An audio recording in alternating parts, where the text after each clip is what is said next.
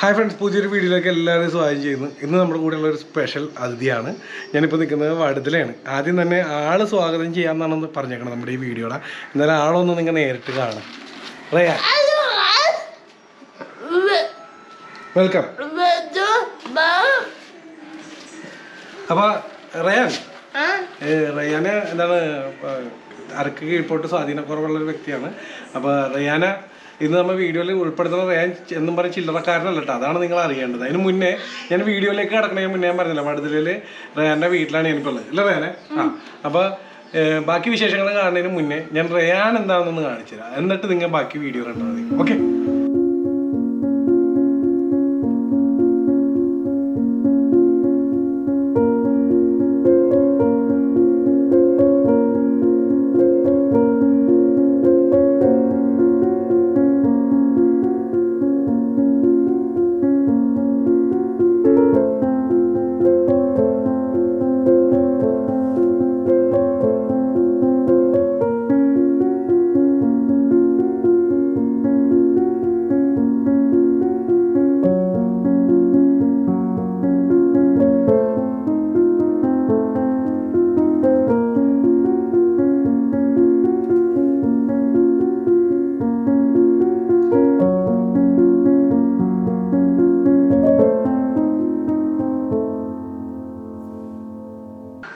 ആള് ഇപ്പൊ നിങ്ങൾക്ക് കണ്ടല്ലോ അല്ലേ, ആളുടെ വീഡിയോ ഒക്കെ കണ്ടല്ലോ അല്ലേ. അപ്പൊ കുറെ വിശേഷങ്ങൾ നമ്മുടെ റയാൻ്റെ അറിയാനുണ്ട്. അതിന് മുന്നേ ഞാൻ പറഞ്ഞു, ഇപ്പൊ ലാസ്റ്റ് നടന്ന സ്കൂൾ ഷിറ്റോ സ്കൂൾ നാഷണൽ ചാമ്പ്യൻഷിപ്പ് പങ്കെടുത്ത് പാര കരാട്ടെ കത്ത വിഭാഗത്തിൽ 1ാം സ്ഥാനം നേടിയ നമ്മുടെ ആന്റണി റയാൻ അല്ലേ. ആന്റണി റയാനാണ് ഇന്ന് നമ്മൾ പരിചയപ്പെടുത്താൻ പോണ. ഫാദർ പുറത്താണ് വർക്ക് ചെയ്യണത്. ബാക്കി അമ്മയും പിന്നെ റയാൻ്റെ അമ്മൂമ്മയും ഇവിടെ ഉണ്ട്. അനീനയും ഫിലോമിനയും അല്ലേ. അമ്മൂമ്മയുടെ പേര് ഫിലോമിന, അമ്മയുടെ പേര് അനീന. അപ്പൊ നമുക്ക് രണ്ടുപേരെ സ്വാഗതം ചെയ്യണതിന് മുന്നേ വെറുതെ പറയണ്ട, വിളിക്കല്ലേ എന്നിട്ടാ എന്നാ രണ്ടുപേരും വാ. ഇനി എല്ലാവരെയും ഉൾപ്പെടുത്തിയിട്ട് നമുക്കൊരു വീഡിയോ ചെയ്യാം അല്ലേ. അപ്പൊ നമ്മുടെ റയാൻ്റെ അമ്മ അനീന, അതുപോലെ അമ്മൂമ്മ ഫിലോമിന അല്ലേ. ഫാദർ എവിടെ വർക്ക് ചെയ്യണം? ഇപ്പൊ ദുബായിലാണ്. ആന്റണി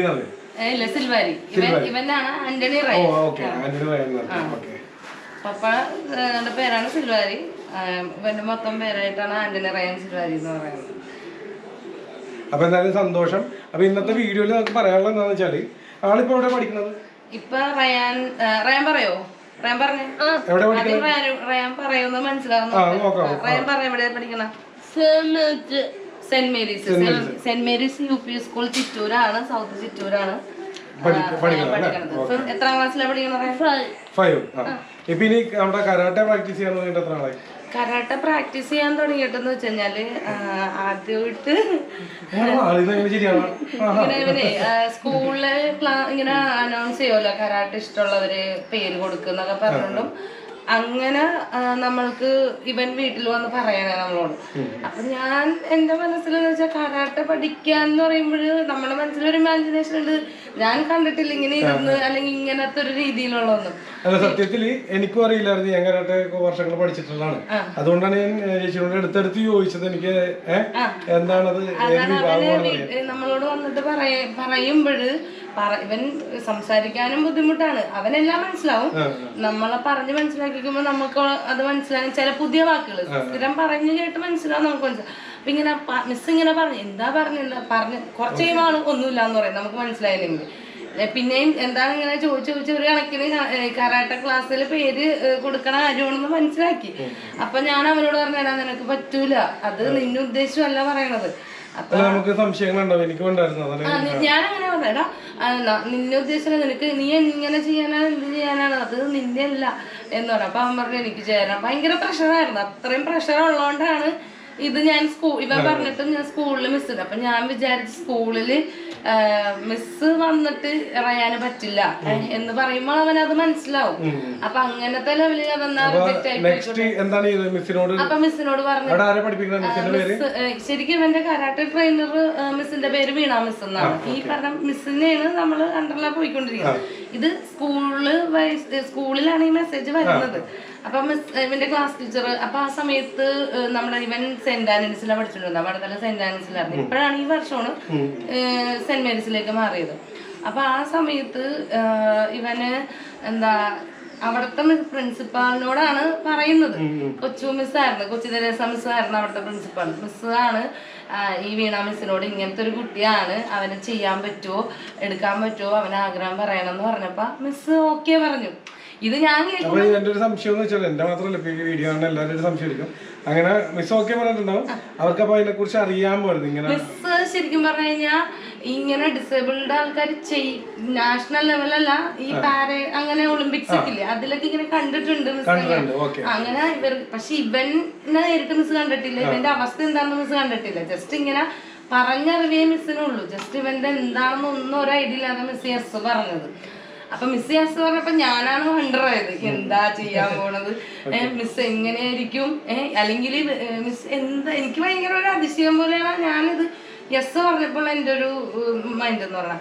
പക്ഷെ എങ്കിൽ അത് കഴിഞ്ഞ് കഴിഞ്ഞപ്പോ മിസ് എടുത്തപ്പോ പിന്നെ ഞാൻ വിചാരിച്ചു ഇവൻ കുറച്ച് കഴിയുമ്പോൾ നിർത്തും, ഇവൻ ആ ഒരു ഇൻട്രസ്റ്റിൽ വെറുതെ ആദ്യത്തെ ഒരു ഇതിൽ പറയണേണ് എന്ന് നിർത്തും എന്ന് വിചാരിച്ചിട്ടാണ് പിന്നെയും ഞാൻ ഇതിലേക്ക് അവനെ കൊണ്ടുപോണത്. അപ്പൊ അവിടെ എന്ന് വെച്ചാൽ 3-ാം നിലയുടെ മുകളിലാണ് നമ്മുടെ ഹോള്. അപ്പൊ അത്രയും നാൾ ഇവൻ ഇരുന്ന് ഇറങ്ങി കേറിയിട്ടാണ് ഈ ക്ലാസ്സിൽ സാറ്റർഡേ പോയിക്കൊണ്ടിരുന്നത്. അപ്പൊ അങ്ങനെ കുറച്ചു നാളിങ്ങനെ പോയി കൊണ്ടിരുന്നപ്പോ ഇവന്റെ കാല് കണ്ടാ അറിയാം, ഇവന്റെ കാലിന്റെ ഇവിടെ ഉണ്ടല്ലോ, അത് ഈ കണ്ണക്ക ഇവിടെ വിണ്ട് വരും, ഈ ഇങ്ങനെ അതിങ്ങനെ ഒരയും. ഞാനിങ്ങനെ സോക്സ് ഒക്കെ ഇടിച്ച് കുറെ പ്രൊട്ടക്ഷൻ ഒക്കെ ചെയ്തിട്ടാണ് കയ്യില് ഗ്ലൗവൊക്കെ ഇട്ടിട്ടാണ് ഇവനെ. അപ്പൊ കാല് ഇങ്ങനെ അവിടെ ഇങ്ങനെ വിണ്ട് ഇങ്ങനെ ശരിക്കും ഓപ്പൺ ആയിട്ട് വരും. ഈ കുറെ സോക്സും കാര്യങ്ങളൊക്കെ ഇട്ടിട്ടാണെങ്കിലും അതിങ്ങനെ സംഭവിക്കും. കാരണം എന്ന് വെച്ചാൽ ഇത്രയും മുകളിലേക്ക് കയറിയിട്ടാണല്ലോ പോണത്. അപ്പൊ അങ്ങനെ ഞാൻ കുറെ ആയപ്പോഴേക്കും ഞാൻ പറഞ്ഞു വേണ്ട, കാരണം എനിക്ക് കണ്ടിട്ട് പറ്റണില്ല ഇതിങ്ങനെ ഇങ്ങനെ വരുന്നു. അപ്പൊ ഞാൻ പറഞ്ഞു വേണ്ട, ഇത്രയും നീ സഫർ ചെയ്ത് നീ പഠിക്കണ്ട എന്നും പറഞ്ഞ് നിർത്തി. ഞങ്ങൾ ഇവിടെ പോകല് നിർത്തി. ഇവനപ്പൊ പറഞ്ഞുകൊണ്ടിരിക്കും അമ്മ പോണം. സാറ്റർഡേ ആകുമ്പോൾ അവൻ അറിയാൻ പറ്റും, കാരണം മൺഡേ ടു ഫ്രൈഡേ ക്ലാസ് കഴിഞ്ഞിട്ട് ക്ലാസ് ഇല്ലാത്ത ദിവസം സാറ്റർഡേ എന്നറിയാം, അന്ന് കരാട്ട ഉണ്ടെന്ന് അറിയാം. അപ്പൊ അവൻ പറയും, ഞാൻ പറയും വേണ്ട, കാലിങ്ങനെ വരും, അത് ഇത്രയും നീ നിന്റെ കാല് നശിപ്പിച്ച് ഇത്രയും ഇത് കണ്ടിട്ട് എന്തിനാ വേണ്ടാന്ന് വെച്ചിട്ട് നിൽക്കുമ്പോഴേക്കും ഇതിന് 1 ഇയർ ഇങ്ങനെ ഒരു ഗ്യാപ്പ് വന്ന് പോകാതെ നിന്നു. പിന്നെ ഇവന് ആഗ്രഹം കൊണ്ട് മിസ്സിനോട് ഞാൻ കാണുമ്പോൾ പറയും മിസ് ഇങ്ങനെ കൊണ്ടാണ്. അപ്പം മിസ് ഇങ്ങനെ സെൻറ്റർ ഉണ്ട്, ഇത് സ്കൂളുകളിൽ പോയിട്ടാണ് മിസ് ഇങ്ങനെ പഠിപ്പിക്കണേലാണ് നമ്മളിത് പോണത്. അപ്പം മിസ്സിൻ്റെ സെൻറ്റർ എളമക്കരയിലും ഇപ്പം ഈ ചേരാനല്ലൂരും മിസ്സിന് സ്വന്തമായിട്ട് സെൻറ്റർ ഉണ്ട്. അപ്പം അങ്ങനെ നമ്മൾ ആ സെൻറ്ററിൽ കൊണ്ടുപോവാ, ഇത്രയും സ്റ്റെയർ കയറണ്ടെന്ന് മിസ് പറഞ്ഞ്. അങ്ങനെയാണ് ഇവിടെ നമ്മൾ എളമക്കരയിൽ ഇവനെ കൊണ്ടുപോണത്. അവിടെയാണ് പിന്നെ രണ്ടാമത് സ്റ്റാർട്ട് ചെയ്ത്. അവിടെ ആകുമ്പോൾ ഒറ്റ സ്റ്റെയർ കയറിയാൽ മതി, ഇവിടുത്തെ അത്രയും ബുദ്ധിമുട്ടില്ല. അതായത് ആ ഒരു രീതിയിൽ അവിടെ പിന്നെ പോയി തുടങ്ങി. യെല്ലോ ബെൽറ്റ് ആയപ്പോഴാണ് എനിക്ക് ഇവൻ സീരിയസ് ആണെന്ന് മനസ്സിലായത്. അതായത് അപ്പൊ ഞാൻ ഇവൻ ഡ്രോപ്പ് ചെയ്യും എന്നുള്ളൊരു ഇതിലാണ് നമ്മൾ പോണത്. പക്ഷെ പഠിക്കണ രീതിയാണെങ്കിലും പഠിപ്പിക്കുന്നതാണെങ്കിലും ഞാൻ ഇരുന്ന് നിറങ്ങി ഇങ്ങനെയൊക്കെ ചെയ്യാൻ പറ്റുമല്ലോ എന്നുള്ളത് എന്റെ ഫസ്റ്റ് അറിവായിരുന്നു. ഞാൻ എടുത്തെടുത്ത് ചോദിച്ചത് എനിക്കറിയില്ലായിരുന്നു. അത് മൊത്തം അതിന്റെ ഒരു ക്രെഡിറ്റ് വീണ മിസ്സിനാണ്. നമ്മളിപ്പോ പാരന്റ്സ് എന്ന് പറയുമ്പോൾ നമ്മള് ഇങ്ങനെ ആകുമ്പോൾ അവരെ എന്തെങ്കിലും എവിടെയെങ്കിലും എത്തിക്കാനുള്ള ഒരു പരിശ്രമം, അതിന്റെ ഒരു പ്രയത്നം നമ്മുടെ മകനാണെന്നുള്ളത്. മിസ് പക്ഷെ മിസ്സിന് ഒരുപാട് സ്റ്റുഡൻസിൽ ഒരാളല്ലേ, അപ്പൊ അത് ഇത്ര എഫേർട്ട് എടുക്കാൻ ആരും തയ്യാറാവില്ല.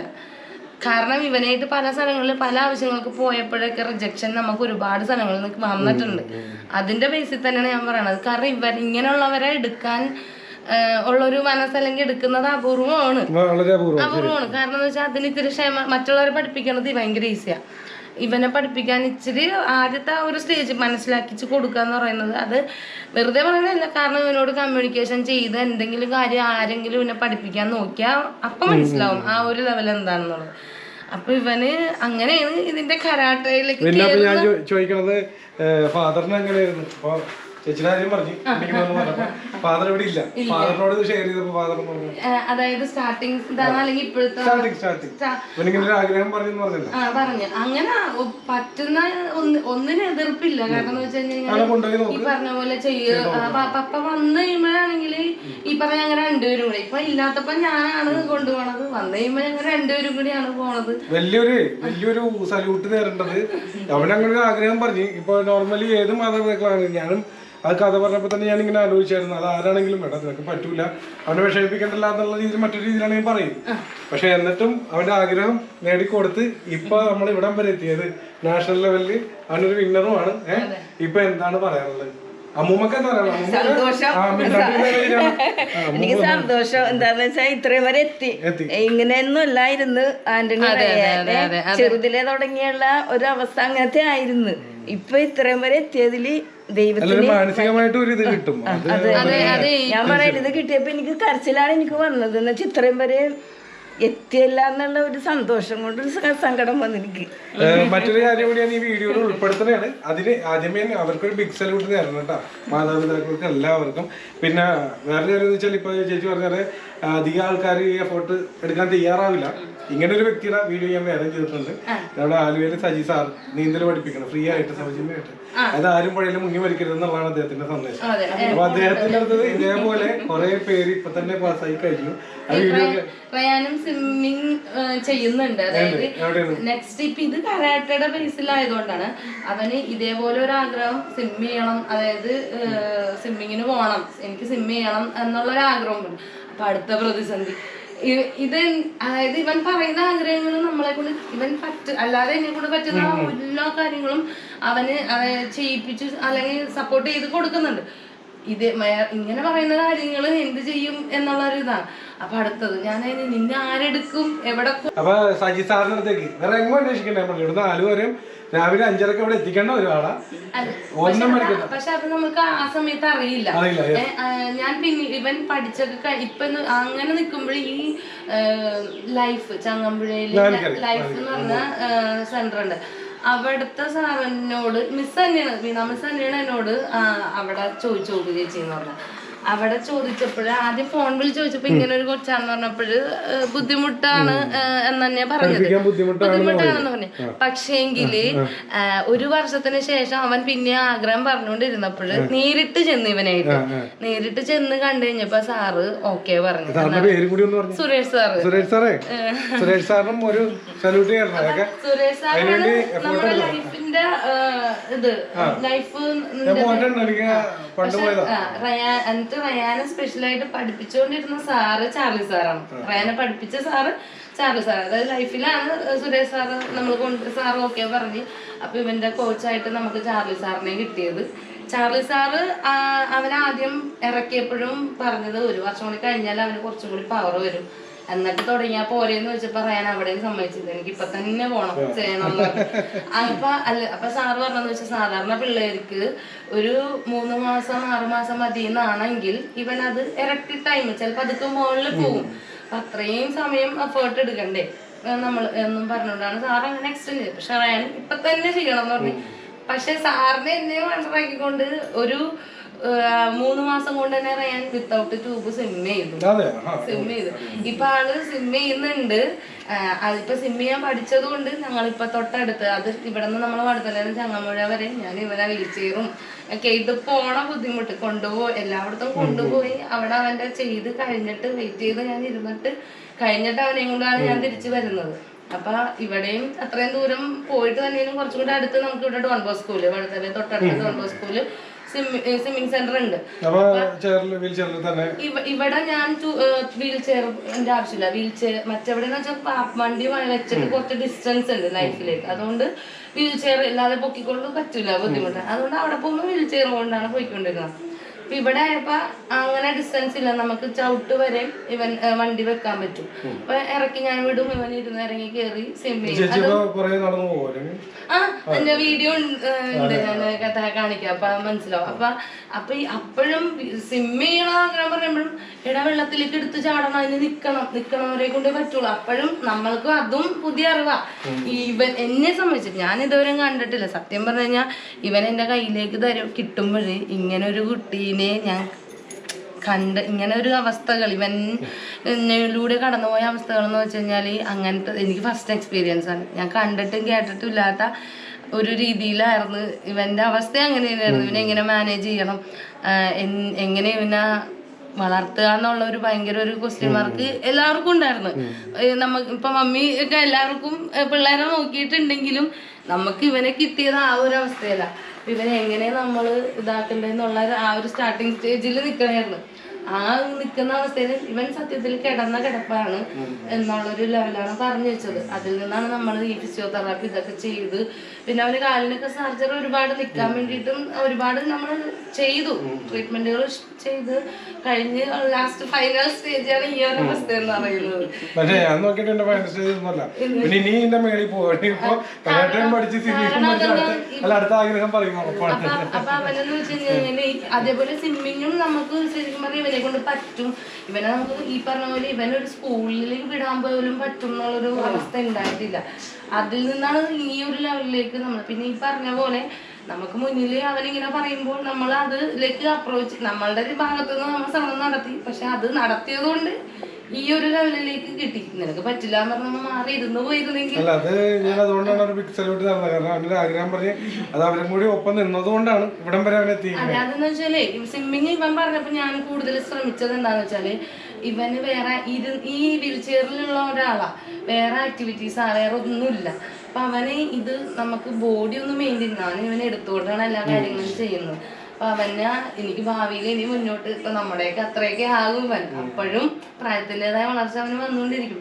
അപ്പൊ ആ സമയത്തും എനിക്ക് ഇവനെ ബാലൻസ് ചെയ്യാൻ പറ്റുമല്ലോ കുറച്ചെങ്കിലും എന്നോട്ട് സ്വിം ചെയ്യുമ്പോഴേ ആ ഒരു ഇത് കരാട്ടെ ചെയ്യുന്ന എല്ലാത്തിലേക്കും കൂടുതലൊരു എക്സസൈസ് ഇവനെ ബോഡി മൊത്തം ഒന്ന് ഇതായി വരുമല്ലോ എന്ന് ഓർത്തിട്ടാണ് ഞാൻ മനസ്സിൽ ആ ഒരു ഇത് കൂടി. അപ്പൊ അവനത് ചെയ്യണമെങ്കിൽ അത് കിട്ടുമല്ലോ. അപ്പൊ അങ്ങനെയാണ് സ്വിമ്മിങ്ങിലേക്കും നമ്മള് പോയത്. പക്ഷെ ആള് ഇഷ്ടപ്പെട്ടാണ് സ്വിമ്മിങ്ങും പോണുണ്ട്, ചെയ്യുന്നുണ്ട്, കരാട്ടയും ചെയ്യുന്നുണ്ട്. ഇപ്പൊ പക്ഷെ നമ്മൾ എക്സ്പെക്ട് ചെയ്തിട്ടില്ല ഇവനിങ്ങനെ ആകും. പക്ഷെ എന്തോ വഴിത്തിരിവില് നമ്മൾ ആ ഒരു ട്രാക്കിൽ അവനെ കൊണ്ടുപോയി. പക്ഷെ അവൻ അതിനോട് കോർപ്പറേറ്റ് ചെയ്തു. അവന്റെ ആ ഇഷ്ടം അവനത് ചെയ്യുന്നുണ്ട്. പാരാ കരാട്ടെ അതെന്താന്ന് വെച്ചാൽ നോർമൽ കരാട്ടയാണ്.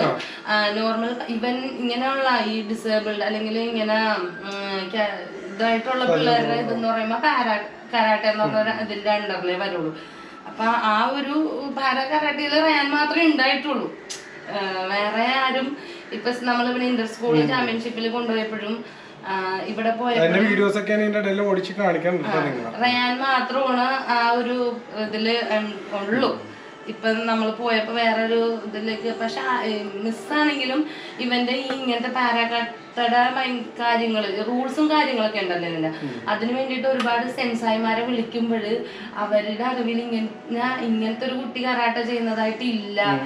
അതുകൊണ്ട് ഇതിന്റെ കൂടുതൽ കാര്യങ്ങൾ അന്വേഷിച്ചറിയാൻ ഭയങ്കര ബുദ്ധിമുട്ടുണ്ട്. കാരണം ഇതിനു മുന്നേ ഇന്ന ആൾക്കാരുണ്ടെങ്കിൽ അവരുടെ റൂൾസും കാര്യങ്ങളും അവർക്ക് അറിയാൻ പറ്റും, ഇന്ന പഠിപ്പിക്കുന്ന. പക്ഷെ ഇങ്ങനെ ഒരു കുട്ടീനെ പഠിപ്പിക്കാൻ തയ്യാറായ മിസ് ആണ് നമ്മൾക്ക് കൂടുതലും. മെയിൻ ആയിട്ട് പറയേണ്ടത് ഇപ്പൊ ചേച്ചി പറഞ്ഞത് ഇത് തന്നെയാണ് സംഭവം. അതായത് ഇതിന്റെ പുറകിൽ പ്രവർത്തിച്ച എല്ലാവർക്കും, അത് ഇവന്റെ ഒരു ആഗ്രഹം പറഞ്ഞു, അതിന്റെ പുറകിൽ ആരൊക്കെ ടീച്ചർമാരായിക്കോട്ടെ, ആരൊക്കെ ഈ സെൻസായിമാരായിക്കോട്ടെ, പ്രവർത്തിച്ച എല്ലാവർക്കും ഒരു ബിഗ് സെലിബ്രിറ്റി നമ്മുടെ ചാനലിലൂടെ ആയിരുന്നു. പിന്നെ ഈ ഒരു വ്യക്തിയുടെ അല്ലെങ്കിൽ നമ്മുടെ റയാന്റെ വീഡിയോ ഇങ്ങനെ എൻ്റെ ഒരു യൂട്യൂബ് ചാനലിൽ മാത്രം ഒതുങ്ങേണ്ട ഒന്നല്ല. ആരെങ്കിലും ഈ വീഡിയോ കാണുന്നുണ്ടെങ്കിൽ, നിങ്ങൾക്ക് മീഡിയ ഫ്രണ്ട്സ് ഉണ്ടെങ്കിൽ, നമ്മുടെ കുറേ ചാനലുകാർ നമ്മുടെ ചുറ്റുമുണ്ട്, അവരിലേക്കൊന്ന് ഈ വീഡിയോ എത്തിക്കണമെന്നൊരു ആഗ്രഹം പറയുന്നതാണ്.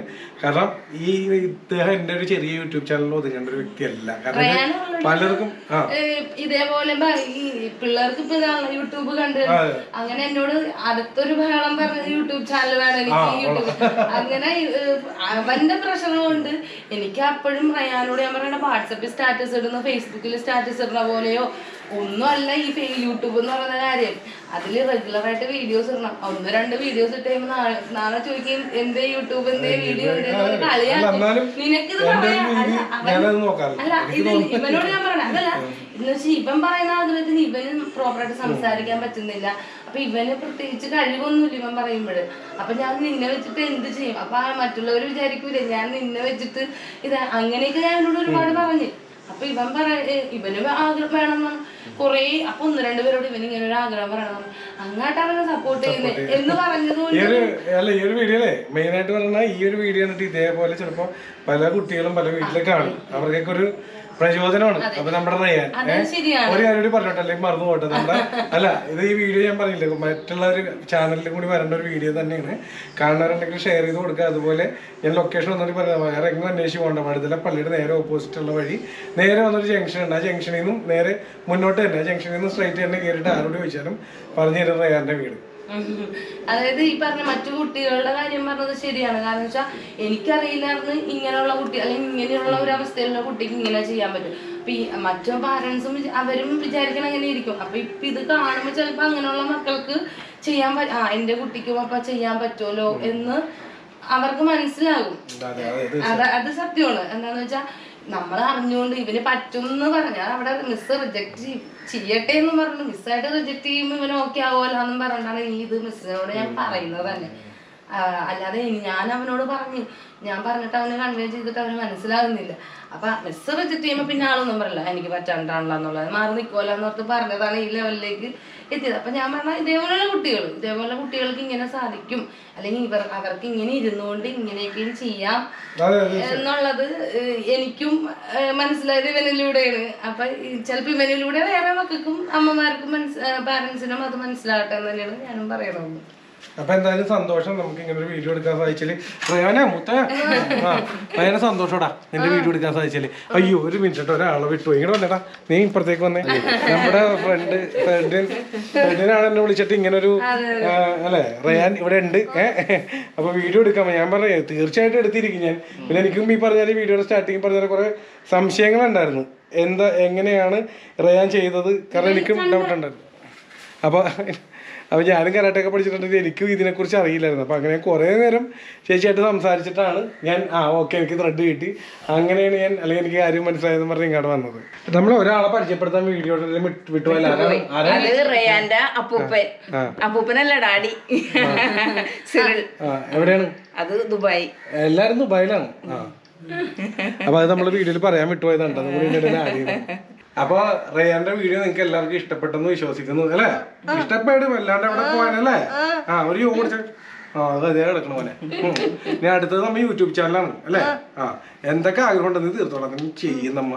അപ്പൊ എന്തായാലും അമ്മൂമ്മേനോടും അമ്മേനോടും പിന്നെ ഫാദറിന്റെ പേര് വിട്ടു സിൽവാരി ചേട്ടാ നമ്മ എപ്പോഴെങ്കിലും പരിചയപ്പെടുന്നതായിരിക്കും. ഓക്കെ, അപ്പൊ അല്ലേ ഒരു വേറെ എന്തെങ്കിലും പറയണോ നമ്മുടെ ചാനലിൽ?